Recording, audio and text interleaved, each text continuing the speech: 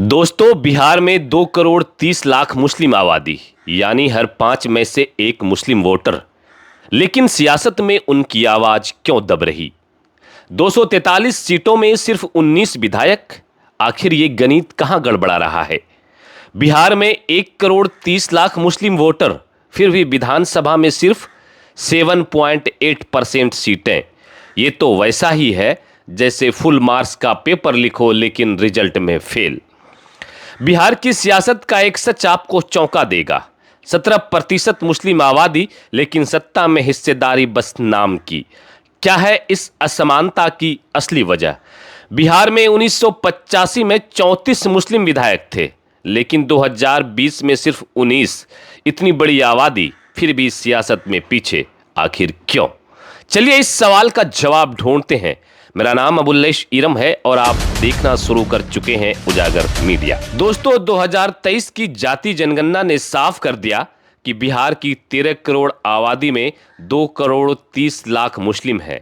ये 17% से ज्यादा, 18% से थोड़ा सा कम। और लोकसभा में बिहार की 40 सीटों में मुस्लिम सांसदों की संख्या नाम मात्र की।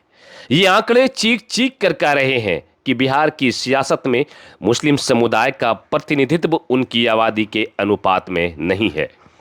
दोस्तों, अगर हम इतिहास में झांकें तो 1985 में बिहार विधानसभा में 34 मुस्लिम विधायक चुने गए थे। ये अब तक का रिकॉर्ड है, लेकिन उसके बाद ये आंकड़ा कभी उस लेवल तक नहीं पहुंचा। 2020 के चुनाव में सिर्फ 19 मुस्लिम विधायक जीते। अब आप सोच रहे होंगे ऐसा क्या हुआ? जवाब है सियासी रणनीति और वोट बैंक की पॉलिटिक्स।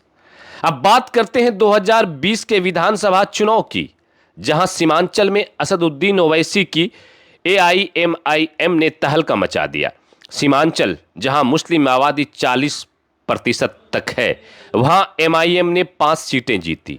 ये वो पार्टी थी जिसका बिहार में पहले कोई खास जनाधार नहीं था, लेकिन उनकी रणनीति सॉलिड थी।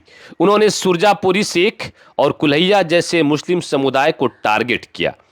उनके उम्मीदवार अनुभवी, मिसाल के तौर पर अख्तरुल इमान, जो अमौर से जीते, पहले आरजेडी के विधायक थे।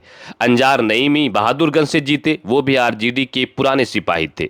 एमआईएम ने सियासी अनुभव और स्थानीय समीकरणों का ऐसा कॉकटेल बनाया कि सीमांचल में बाजी मार ली। आरजेडी ने हमेशा मुस्लिम यादव समीकरण को भुनाया। 2020 में उनके 8 मुस्लिम विधायक जीते, जो 2015 में 12 की तादाद में थे, यानी थोड़ा नुकसान हुआ, लेकिन फिर भी वो मुस्लिम वोटरों की पसंद बने रहे। वहीं कांग्रेस ने 12 मुस्लिम उम्मीदवार उतारे, लेकिन सिर्फ 3 जीते। कांग्रेस की रणनीति थी पढ़े लिखे एएमयू या जेएनयू जैसे संस्थानों से जुड़े उम्मीदवार, लेकिन वोटरों ने इसे उतना सपोर्ट नहीं किया। क्यों? शायद इसलिए कि बिहार की सियासत में जातिगत समीकरण अभी भी पढ़ाई लिखाई से ज्यादा भारी पड़ते हैं। अब आते हैं एनडीए की तरफ। जेडीयू ने 11 मुस्लिम उम्मीदवार उतारे, लेकिन एक भी नहीं जीता। एलजेपी के 7 मुस्लिम उम्मीदवार भी हार गए। डेटा साफ कहता है मुस्लिम वोटर एनडीए को पसंद नहीं करते। क्यों? क्योंकि जेडीयू को बीजेपी का सहयोगी माना जाता है। सीएसडीएस लोकनीति सर्वे के मुताबिक 2014 में जब जेडीयू ने लेफ्ट के साथ चुनाव लड़ा तो उसे 23.5% मुस्लिम वोट मिले, लेकिन 2015 में आरजेडी कांग्रेस के महागठबंधन के साथ गए तो 80% मुस्लिम वोट मिले, और बीजेपी के साथ गठबंधन में सिर्फ 5 से 6%। ये आंकड़े बताते हैं कि मुस्लिम वोटर बीजेपी और उसके सहयोगियों से दूरी बनाए रखता है। दोस्तों, बिहार में पसमानदा मुसलमानों की बात भी जरूरी है।